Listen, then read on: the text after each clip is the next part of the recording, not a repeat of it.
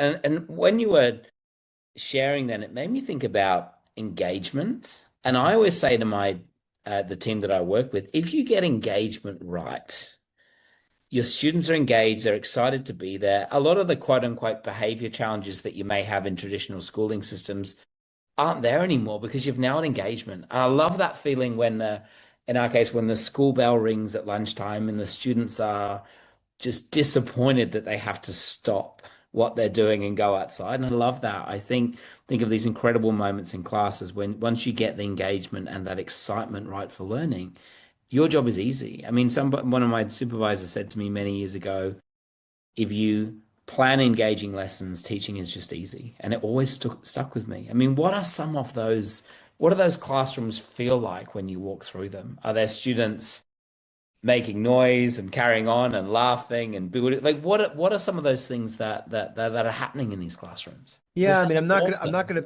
I'm not gonna paint a picture of an idyllic world, right? I mean, we've got kids who do goof off and kids who do Of this and that. course, Like, the that's kids. what they're supposed to do. Exactly. So, I Yeah. mean, I love what you're saying about like getting them engaged and doing things, and I think a lot of it is putting the responsibility of learning back on them. And I don't mean that Mm. in a controlling way, but just say like if you give kids freedom, it's their responsibility to like you can make it the responsibility to say, I'm giving you this, right? This space, like let's I'll work with you, but I want to work with you.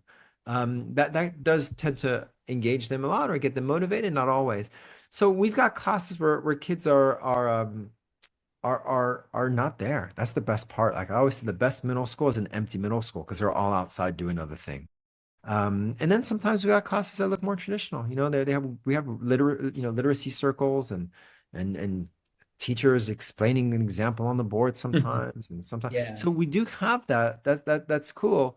But we also have a lot of discussions, a lot of conversations, um, and a lot of just hanging out together. And I mean that in the best ways of getting to know one another. And that's not just in class time. It's all of those times in between classes when we have time to deepen relationships. My favorite part of the day is when I go into the grade 11 and 12 classrooms and start talking to them because they're my students for capstone.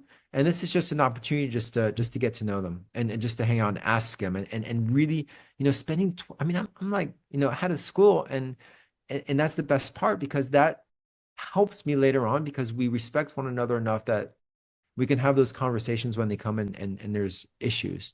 Mm. So I answered your question It's in lovely. many disjointed ways, but Not at all. but that's kind of what a school should be like, disjointed in some ways. But I mean that in the best way possible, right? Mm. Like the best kind of chaos. Benjamin,